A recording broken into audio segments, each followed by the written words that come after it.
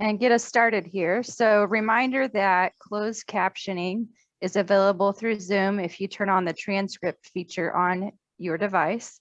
You can also turn off the automated live captioning by clicking the CC Live Transcript button. My name is Sarah Henry, and I am affiliated with CISC because I serve on their Keep Indiana Learning Tactic team. And I am here today to introduce our session. We have this session titled Why Your Predominantly White School Should Have a Black Student Union, a guide and discussion for development from student leaders. We have a couple of our amazing leaders here from Leaders of Tomorrow. The Leaders of Tomorrow is a Black student union at Brownsburg High School in Central Indiana. Their mission is to promote a deeper understanding of diverse cultures, empower young leaders of color, and remove stereotypes and break barriers between races. They launched their group in 2018 and have positively impacted their school culture. They've also worked directly with the superintendent to implement equity practices for the entire school district, leading to an important and necessary changes. All right, lady, it's all yours.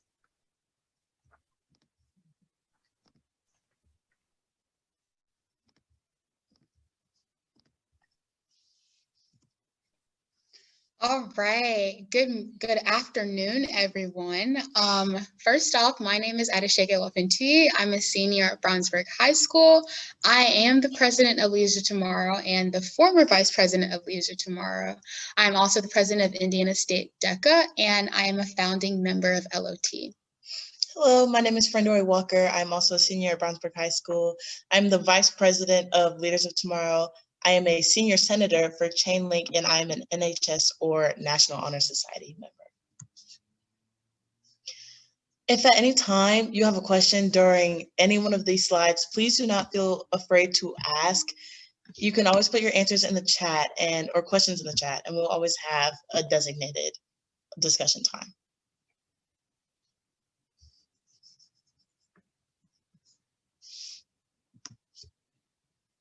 All right, so we're going to start off with the essential questions for today's session. Our first essential question, and these are all rhetorical, but it'd really be important for you guys to, keep it in mind as, we go through our presentation. What is the importance of spaces of belonging for minority students, and why do we need a Black student union? How can those spaces of belonging be used to help change the overall culture of our school so that everyone feels like they belong, because this is our ultimate goal? And how can I empower my students so they're the ones leading, teaching, and working towards this culture change? As you see these statements on the screen, we like to think about how these apply to you. Please answer these true or false as they pertain to you personally. And this will be about 30 seconds.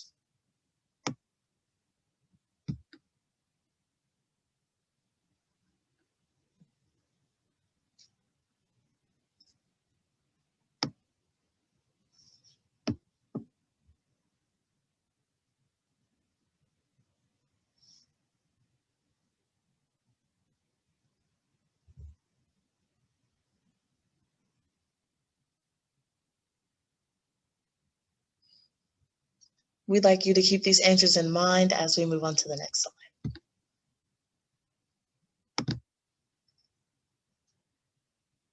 All right, these are some more true or false questions. Go ahead and read through these true or false questions.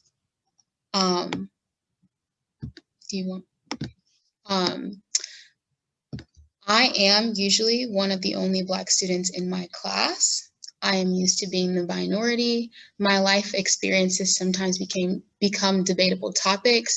Teachers may try and shorten my name. Slavery and oppression is one of the only topics talked about in my Black history classes, and I rarely see myself represented in the curriculum. I almost have no teachers who look like me. Other students use ghetto words to describe my culture, and there are guidelines and policies against pieces of my cultural expression, and Black students are disproportionately targeted for discipline when it comes to school policies, and my race is something I think about often. So if you cannot tell, these are in the perspective of a potential minority within your school or within your classroom. As you think about these lists, we like to ask you to compare them between your answers and the answers that you think your Black or minority students would give. If you found them being vastly different, you would be correct. Usually they are vastly different. And we wanted to incorporate this to get you to feel how a Black student might feel at your school.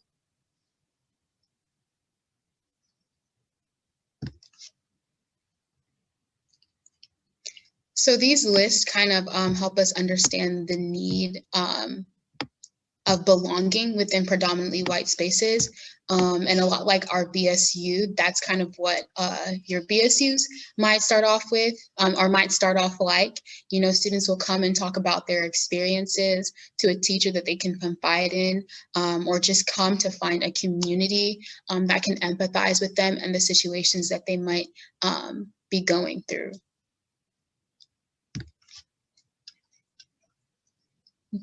Would anybody like to ask any questions about any previous slides, any new questions that they might have just thought of? This is the prime time for discussion. Feel free to also put questions in the chat and we will answer them. And there is no such thing as a bad question. We are open to answer Very any open. questions. Very open.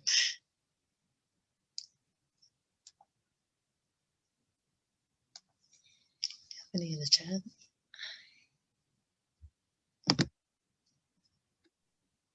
I don't see any in the chat at this point.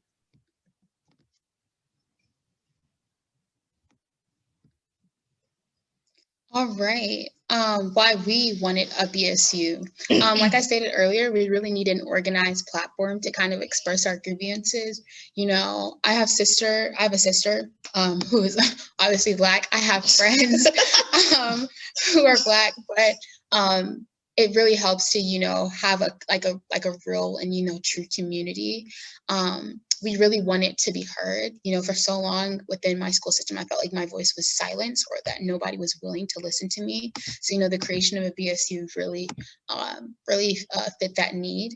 We needed a common community, and it also became exhausting to having to like regularly relate or explain, or trying to relate or explain to someone who really won't understand, you know, what I'm going through. And then we kind of got, you know, my motto used to be like, just educate, educate, educate. Whenever I'm faced with racism, I'm just going to try and educate them as to why it's wrong. But, you know, it became exhausting. You know, I'm a student. Yeah, I'm a student. Why should I continue, you know, to educate you? Or why do I have to, you know, create a whole PowerPoint before you can understand that, you know, that there are some issues that I'm facing because of my skin color. We also wanted to raise awareness about something that was already there statistically, but it really wasn't being looked at, like the disparities within minority students in high ability classes. And we wanted to create a culture of inclusivity for our school. You know, like all high schools, there are usually cliques and whatnot, but we wanted to have a space where no matter what clique you're from, that, you know, we kind of shared a common ground and a common goal. And we wanted everybody within our student body to be seen and represented. And I'm sure like all of your schools have, there is a student body government, but if your school is anything like our school, a lot of times the student body government doesn't necessarily serve the community or serve the school in the same way that a BSU can and would.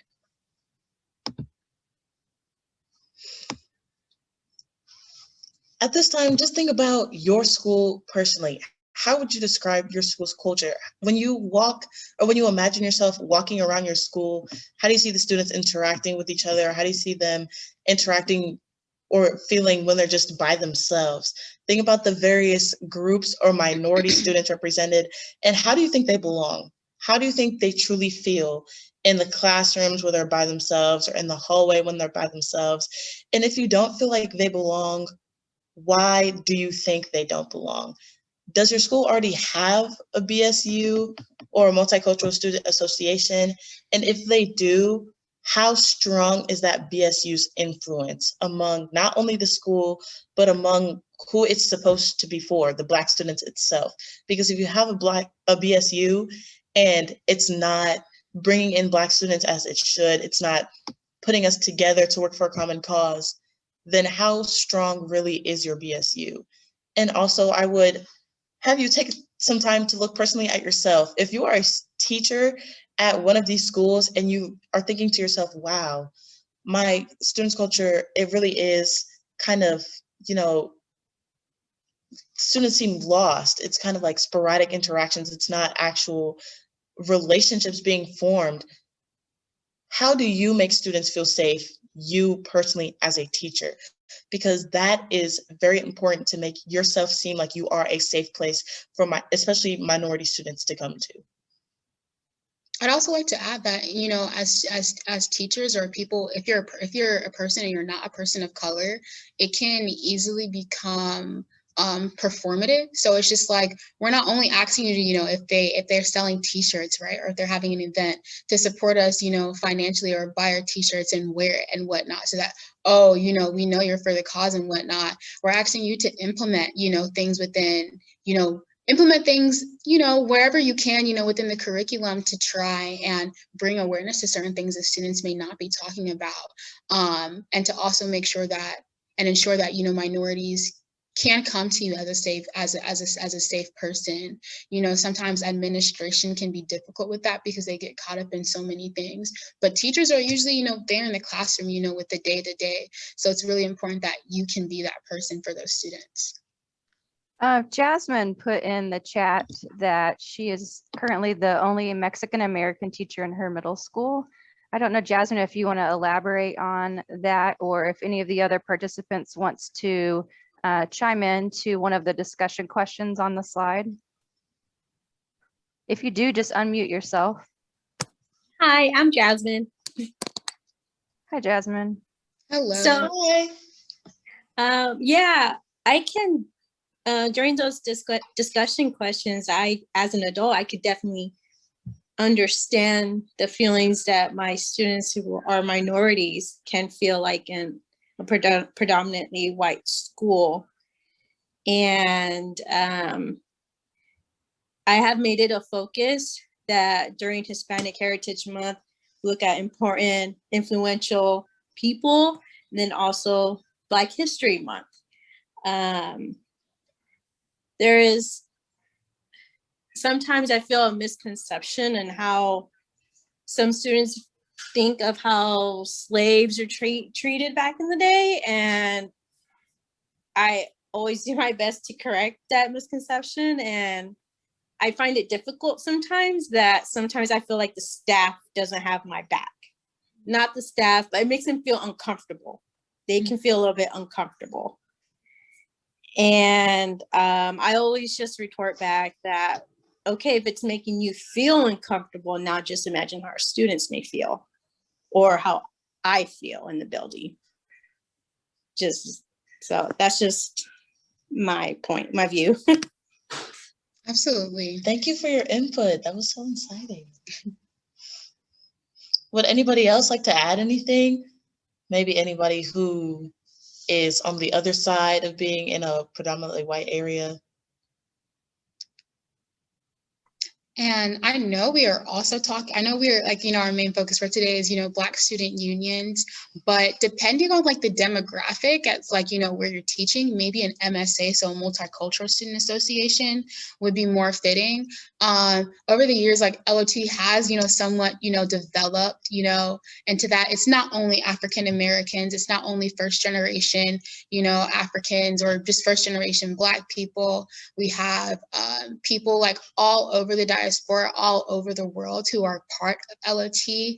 And although I don't necessarily know if our community really recognizes us as like the Black student union, where it's like, only for Black students, just because, we've been really inclusive and we've been a safe space for all students of colors. So, if wherever you're teaching maybe doesn't have a high population of Black students, but then there's a high population of like, other minorities and whatnot, it's also, kind of helpful to, look into that and kind of try and band them together, because a lot of the times they face the same issues.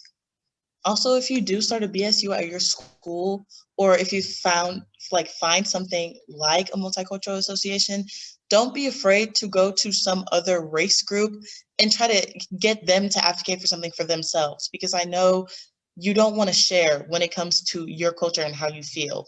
it would benefit greatly to students of different cultures if they had their own place with others like them, where they could be one community. I'm not saying we have to go against each other and not be multicultural, but everybody wants to feel like they belong, and what better place than with other people that look like you, if that makes sense. All right, so we're moving on to how we did it. The first thing we did is that we advocated for this group. So when it came to classroom discussions that were important, I'd be like, well, I'm a part of LFT and so, and, I'm a part of our Black Student Union, and this is what we do. I continuously went to the administration and expressed my grievances. I was in there like every other week. Everybody knew my name. So it was really, really, really important for us to continue to advocate for this group. Another thing is that thankfully, COVID was kind of, a blessing in disguise for us. We were able to have a Brownsburg for Life rally, and that kind of shed light to the community, and the community was really willing to listen for us. And through that form of advocacy, we were kind of able to grow our group, expand our reach, and get a lot of things done because of that. Like we said earlier, multiple students visited multiple administrators. They all know our names. If you're a part of LOT at our school, if you're a part of our Black Student Unions, everybody knows your name. Because, we tried so hard to get this group started, and we tried really hard to get it off the ground. We started off really small. We were meeting in our teacher's room. Shout out to Ms. L. Each Thursday after school. It was really small, but how like this like really homey feel, where it's just like when I enter Miss L's room, I know I'm going to be able to find a community. I'm going to be able to find where I belong. And it began as a safe space, but we knew that we wanted to see a change in our school culture. So, we started to move from not only talking about our grievances, but writing up policies like, okay, how can we get that solved? If I don't like the fact that this student is repeatedly saying the N-word, okay, now I have the administration's ear. How can I, bring that up to see a change in our school culture? When it comes to our first 2 years, we met weekly. We were a bit disorganized, but we had fun. It's really, really important not to necessarily go into it as a teacher, with so much structure, and kind of let the students find the structure for themselves. After a while, we decided, okay, we want a president, we want a secretary, we want a vice president, and whatnot. And, that wasn't like really like a forced thing, because we were having a lot of fun. Once a month, we try to have students present on different topics such as cultural appropriation, hair, interracial dating, the N-word, etc. A lot of times, you'll see this type of conversation in like Instagram comment sections, but it's like, nothing like being able to, talk and communicate with students who are probably experiencing the same thing as you. We hosted a Soulful Friendsgiving, and we do this every year. We fortunately couldn't really do the exact same thing last year. But yeah, food always brings everyone together. This is the time where we gain new members. Sometimes people come and we never see them again, but just came for the food, that's okay. Yeah. But having food at our meetings and having events where, food was kind of like the main thing, and really brought us together and like really created that like real family feel.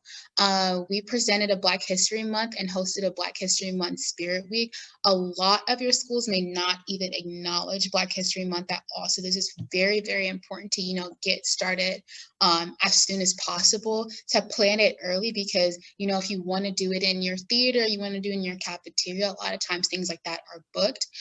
We attended a Fishers High School Black Leadership Summit, and we were inspired to get more serious. Their BSU was kind of running for a little bit longer than ours, but looking at them as, kind of to help guide what we kind of wanted our BSU to become, to kind of guide what our BSU we wanted it to become, we kind of got more serious, and then we created our mission statement. Leaders of Tomorrow exists to promote a deeper understanding and appreciation of diverse cultures and backgrounds. We will work to empower young leaders of color and to promote unity with our diverse student body.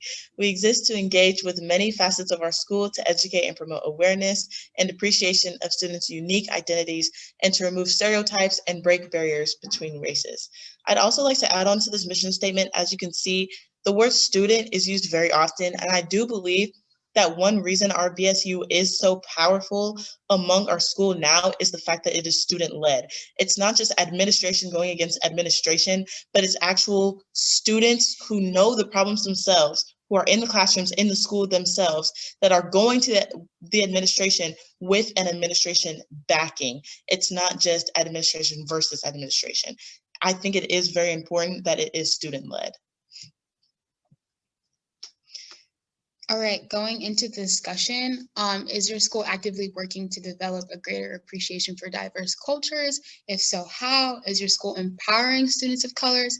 If so, how? And do you think that there are any tensions between different student groups? If so, why? This is the time for discussion. Please get involved. These are personally kind of my favorite questions, and I'm interested to see what you guys have to say about it. Hi, it's Jasmine again. Hi, Jasmine. So for the first bullet point, so I'm the middle school's world languages Spanish teacher. And before I started teaching there, they would refer the Spanish language as Mexican.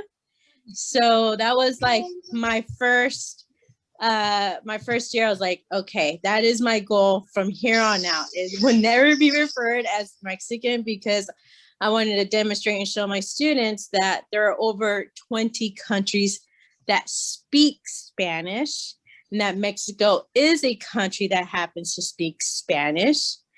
And so once I informed my students, we took a deeper dive, like why do all these countries speak Spanish? So we looked into the Spanish conquest.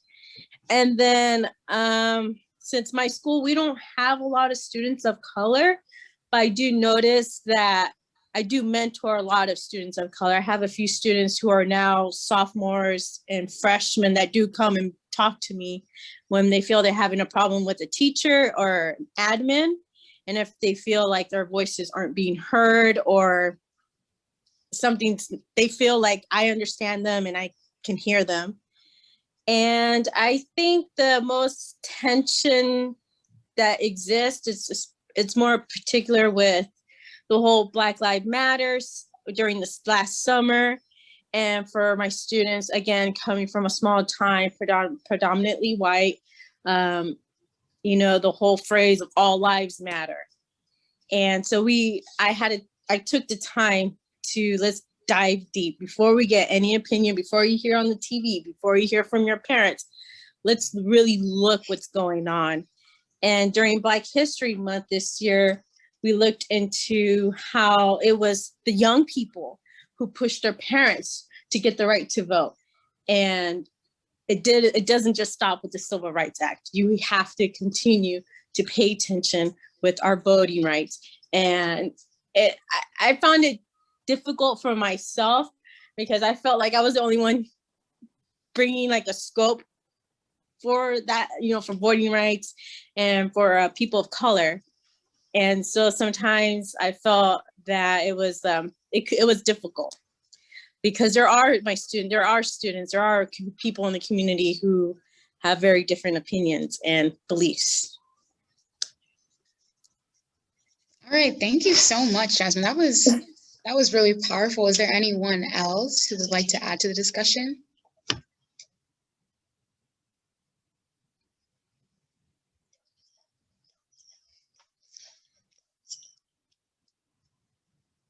We're going to have Ms. L come on and address that situation herself, which is very similar to what you're saying. And thank you so much, Ms. Jasmine, for making your students feel like they have a safe place with you. And Ms. L can tell you how she got to the next step. Hello, everyone. My name is Josie L, and I'm the teacher advisor for Leaders of Tomorrow, which is a Black Student Union. So you might be surprised to see me, because I'm in fact not Black. I am half Puerto Rican, so a little Hispanic background, but she counts.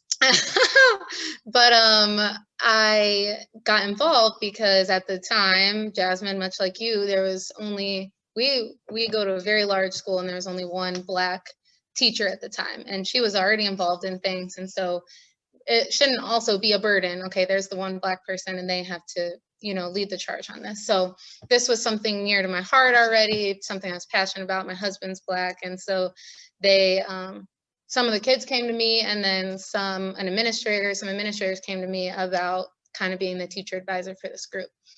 So this is something that has been just incredible to be a part of and see how the kids have really led the charge in this.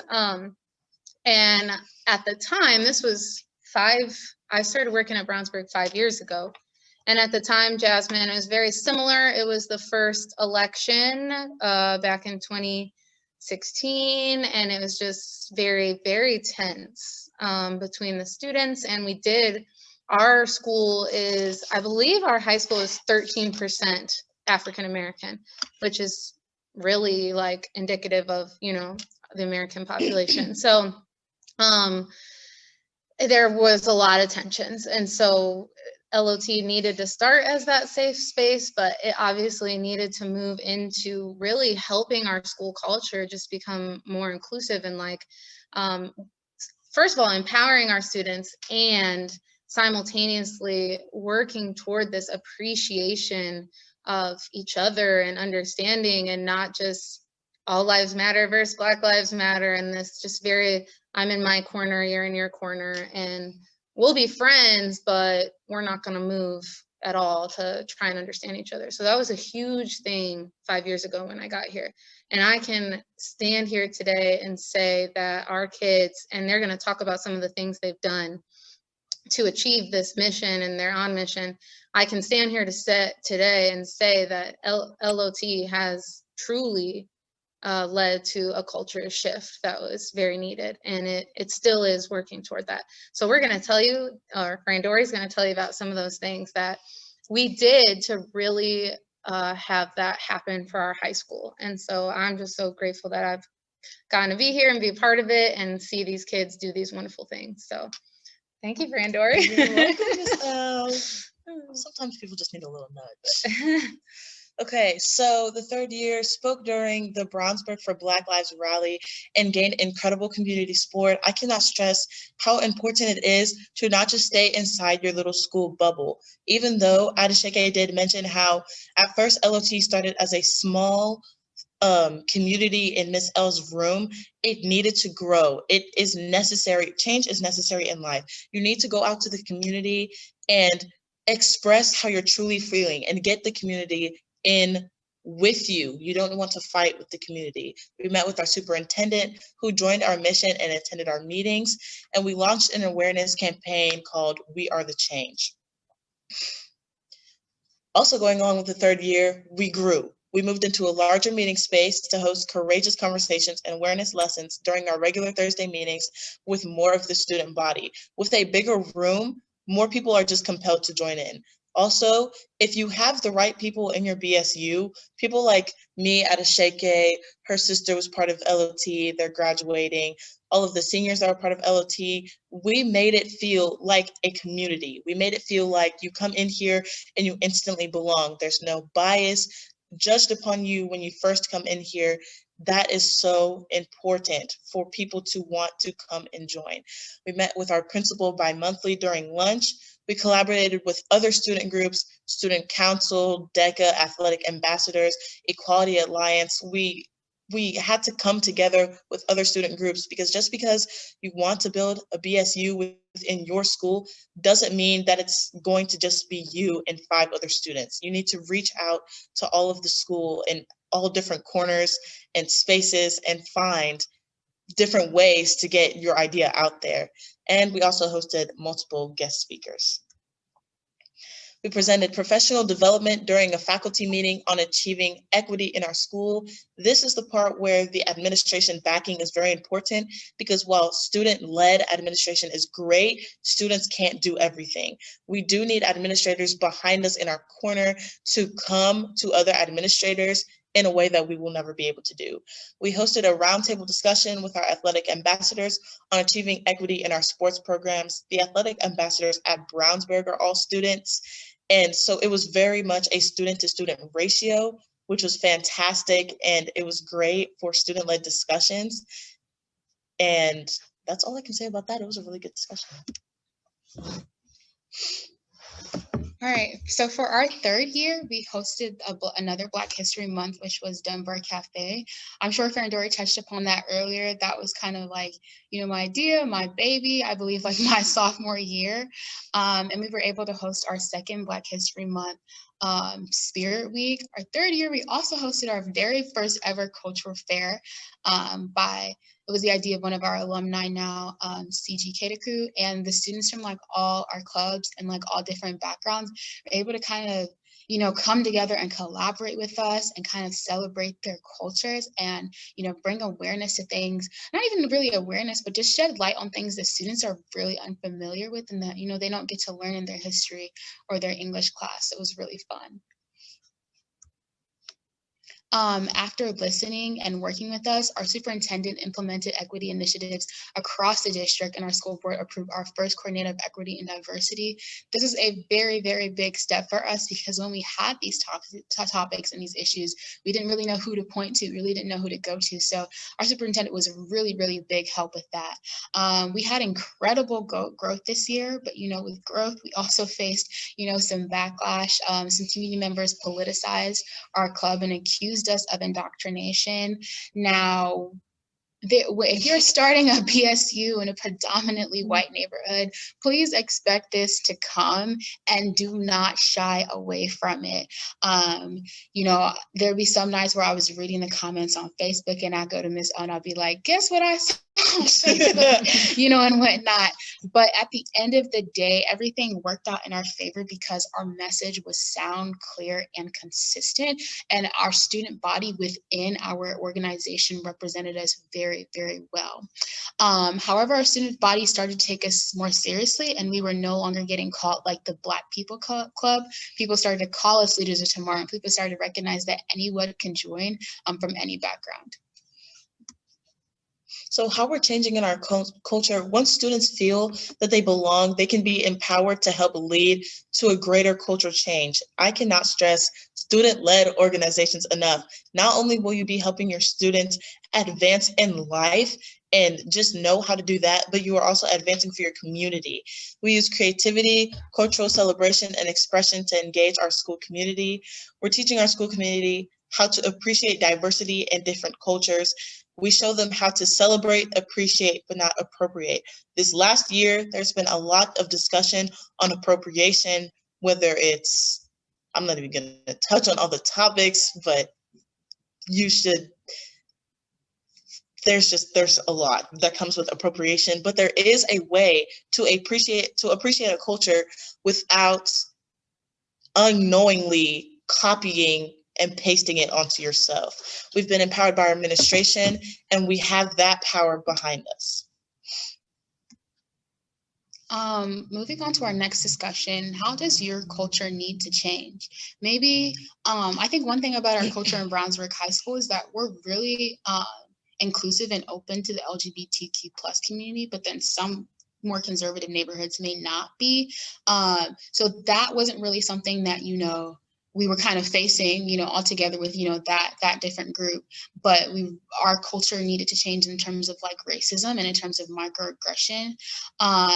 What ideas or events can be implemented at your school? Things of celebration, things that include food are really, really helpful. Kids love to have fun, we didn't really get a homecoming or most students didn't even get a prom this year. So the fact that, kids were in the hallway dancing at the cultural fair was really fun for us. And then the other discussion is, do you have power from the administration to make this happen? And how can you support leaders in taking the charge for advocating for this power backing? We were very, very lucky to have our superintendent backing us. He was at basically all of our meetings. We would have other meetings. Me and my sister and I, who was the former president, would have other meetings with the superintendent and members of the board and whatnot. And we would literally get to see policies, change in front of our eyes. But having the power from the administration, makes things a lot more worthwhile. And if you don't have the power from the administration, when it comes to superintendent and when it comes to voting for your school board, participate in those elections and, try and make sure and try and change, who's on the school board if they're not giving, that power or that backing. Do we have anyone that would like to touch on this? Have any questions on how our culture does need to change and how your culture needs to change at the school? See some things in the chat. So yeah, that is a big thing.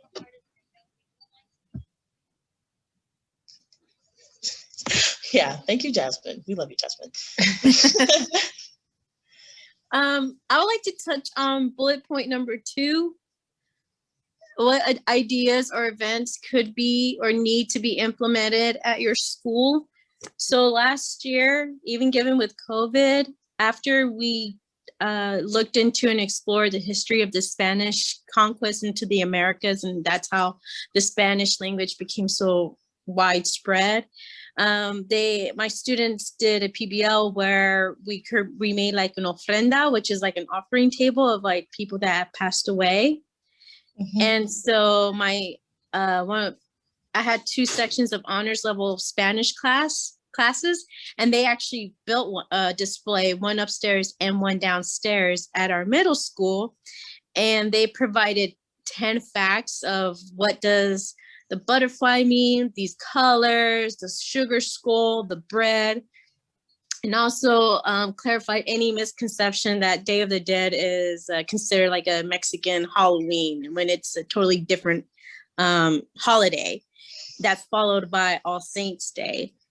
And so to carry on that movement, I think we're going to try to partner up with the local art center where our students are going to color sugar skulls, like paper mache sugar skulls, and then have them displayed at a local park.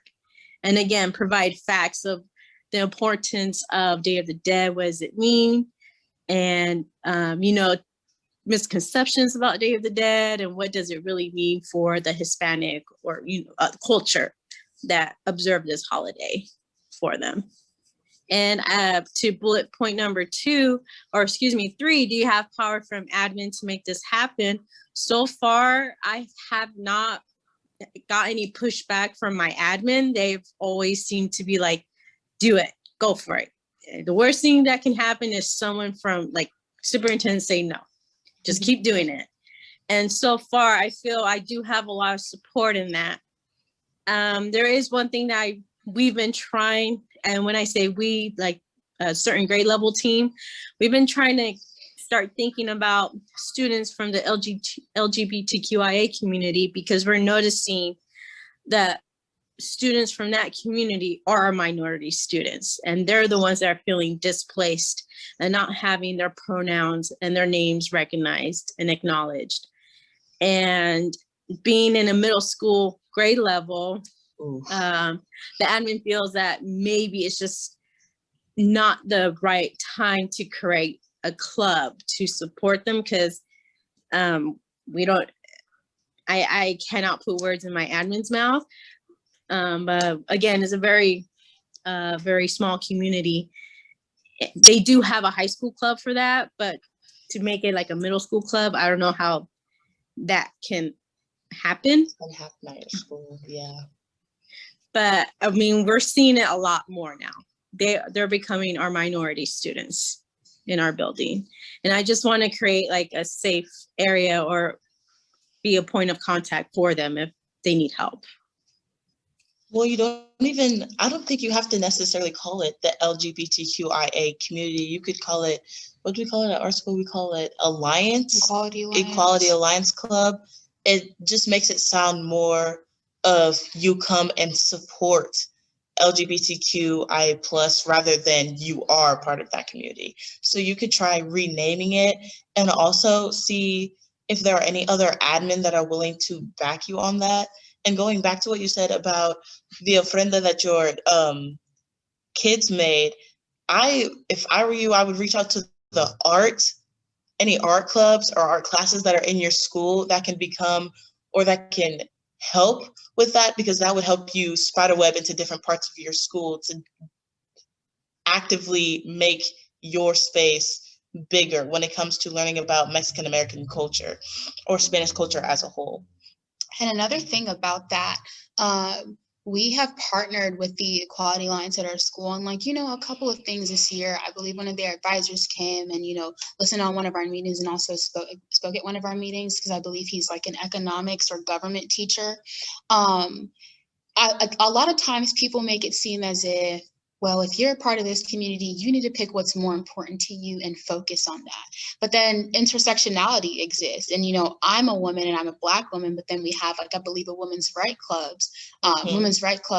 But I kind of focus my energy more on, our BSU. So I think it's a thing where it's just like, the naming, like Frandori said, is really important. Like we didn't even get to start calling ourselves a Black Student Union until like this year, because they were just like, no, that term isn't inclusive. This, that, and the third and whatnot. So sometimes if you present it in a way where, because there are students who may not, I believe there's a flag now for LGBTQ plus allies. You may not be a part of that community, but you can still be an ally to them. And even if it's easier, right, for you to set up a BSU, you can make it clear that, we're an ally to your community. If you're a person and, if you're a person of color and you're gay at the same time, like this is still a safe, this is still a safe space for you. A lot of time people are, like, I'm a double minority, I'm a triple minority if you're a gay Black woman and whatnot. So it's just really, I think it's really important to not necessarily divide it, but it's important to kind of define your goal, right? So it's like, if this is the Black Student Union, we're trying to face racism within our school, right? But I'm 100% willing to set up, a space where students come together and tackle those, and tackle different issues. Yeah, and that goes back to what I think we say that later, to not blur your mission statement. Once you get your mission statement going, it's way easier to focus on that goal once you have a set one. Because if it is a little hard when you just get started to make sense of what you want this group to be. But once you get your mission statement, you can find people who don't want to blur it and want to advance it, and then do what Adeshege said and become an ally and help another organization while still staying true to your organization at its source. Thank you. I appreciate your guys' time.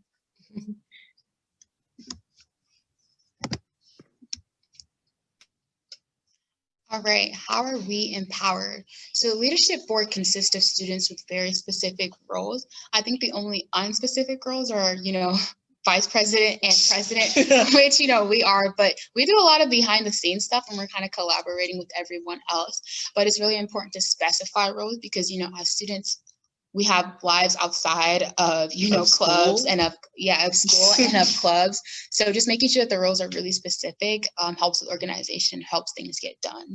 When students plan events, it is so much, there's so much creativity. You can see the heart and soul of it. I think that this is really, really important for, the empowerment, because a lot of student body governments, right, start because they want students to get empowered, but then administration kind of takes over and then it's like, well, we don't feel empowered anymore. We just feel like we're pawns, right? And on the other hand, we're advocated we are advocated for from our advisors. So our advisors get to talk to the administration and get to have these meetings with them and get to talk to other students who may not believe what we believe. So they really help with our advocacy. We're also taught how to properly communicate with the administration and who to communicate with. Unfortunately, not all of our administration is 100%, in support of what we do. So, there's certain people who are just like, don't go to them. If you want to go, Don't waste breath. Don't waste right. the breath. Go talk to this person. We have a lot of administration, so we are very fortunate and able to do that. But then proper communication is also really important. There are some people where you can't come off as, being too emotional too, because then you can't get your point across. But then there are other people who need to hear that, emotion, and need to hear what you're really going through in order to help you. We were also supported, and we gained power to back us from our superintendent and our principal. I believe we meet with our principal like once a month for lunch. Sometimes he buys us lunch. Like, we're very, very supported by our administration. And we made sure it stayed fun. Like, we wanted to be there. If there was a meeting where it's just like, okay, we just finished up this big event, right? We just had a really hard discussion about something that was really hard for a lot of us to talk about. Our next meeting is like really fun.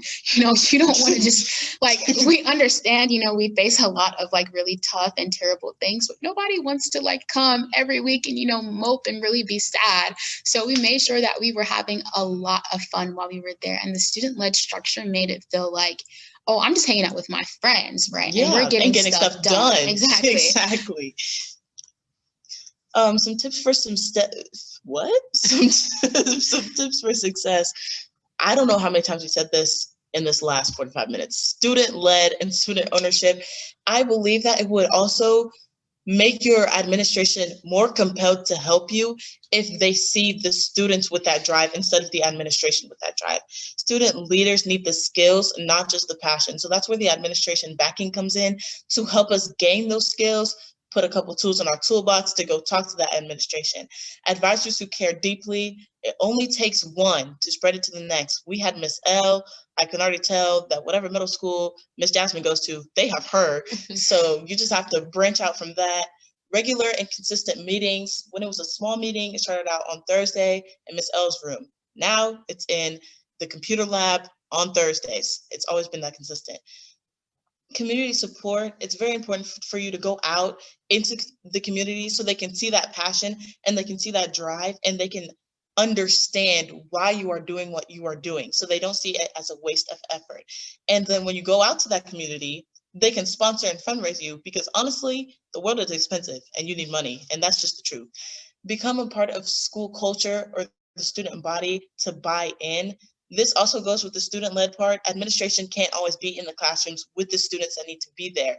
I know personally, a lot of my friends in classes ask me about LOT, ask me questions about our BSU, and if they can go, if they can attend, what's it like? And we are the ones that get to go out into the school and spread the information, and the administrators can do it with the other administration. And then keep it fun, keep it light. Even though we do face a lot of things, like Adeshege said, nobody wants to go and talk about racism and how Black students might be more depressed than others. It's just too much. It's honestly too much at one time. You have to get comfortable with these hard conversations, but you can't let it discourage you from keeping it going. Make sure students don't blur the mission. We said this like a couple slides ago, I think, and do they really need to be a part of the group, the ones that blur the mission? I'm not saying kick them out of the group. Kick out is a very strong term, but I would say that you only want people there that are going to further your dream and further your mission, and you don't need anybody else there. And I'd like to quickly add something to the end of what friend Dory said, in the sense of like for the mission. For example, if a person who is not of color, right, comes to the Black Student Union, but they're part of the LGBTQ plus community, right, and they're like, we want to do something in collaboration. That's not really like a clear example of, blurring the mission. If your leaders want to go and assist them and help them, then by all means do that. For starting a Black student union, you're going to have a lot of antagonists, right? So we often face students who would come and antagonize, in our meetings, would say things to get students riled up, and kind of, we go into the meeting with an agenda, but then we end up arguing with the student. But we have to step back and think, what?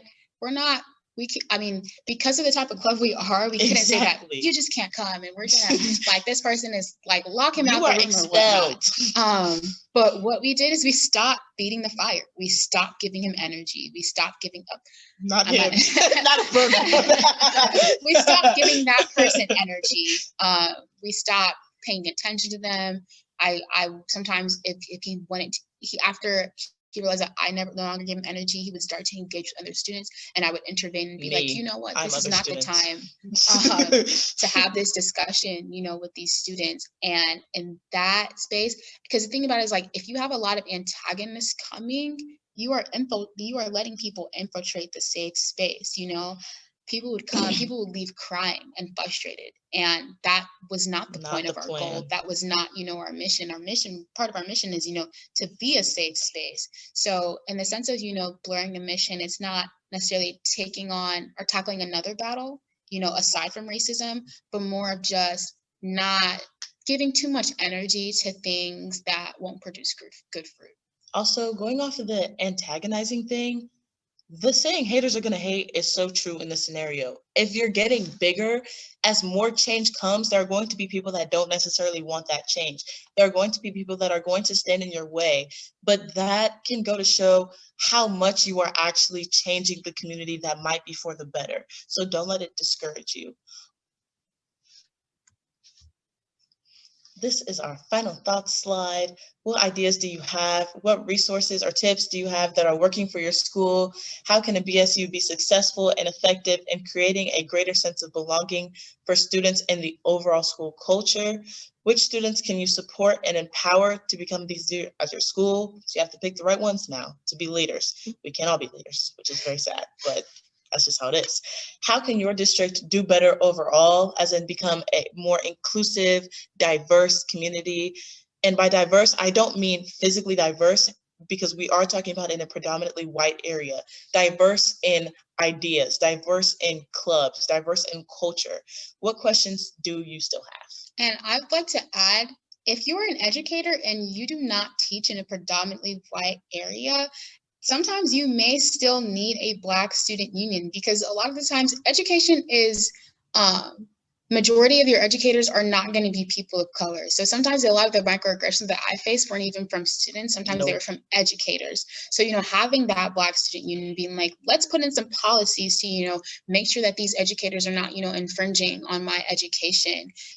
That's also very important. And also you guys as teachers and whatnot, if a student comes to you and they're like, well, there's this one specific educator and whatnot, and they're being microaggressive or they're being racist, you can help that student, you can help advocate for them, and you can be that, safe person for them.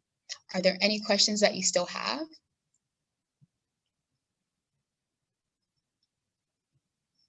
Kind of quiet. Anyone? I can also say, if you are in a predominantly white area and a student comes to you about a teacher, like Adesheke said, and says, this student or this teacher is bothering me, don't be too surprised if it is a teacher of color, because just because they're a teacher of color doesn't mean that they're necessarily going to back the BSU or any organization that you're trying to start. We can often tear down the communities that we are a part of. So just make sure that you are a safe space and that you give them tips on success on how to dwell in the same place with that teacher, because we still have to get a good grade at the end of the day. So Alrighty, so if you want to connect to our club, follow us on Instagram. You can go ahead and DM us because we will answer. We will answer. If you want to connect to our teacher advisor, that's Ms. L's email right there. I believe I am tagged on one of the posts in VHS, so if you want to talk to me or friend Dory specifically, you can go ahead and follow us and DM us. And thank you so much. This was so fun. And make sure that you complete our session evaluation before exiting. This form will also provide your PGP certificate for this session. Thank you, ladies. You're so inspiring. I can't even put it into words. Thank you. Like these ladies said, you are able to do the survey if you go into the Hova app. When you complete that survey, it will trigger the steps for you to get PGP points, which are great for license renewal. Please get a hold and connect with Leaders of Tomorrow. And thank you for your time today. You're so welcome. Thank you all for coming. Thank you. Thank you, Jasmine.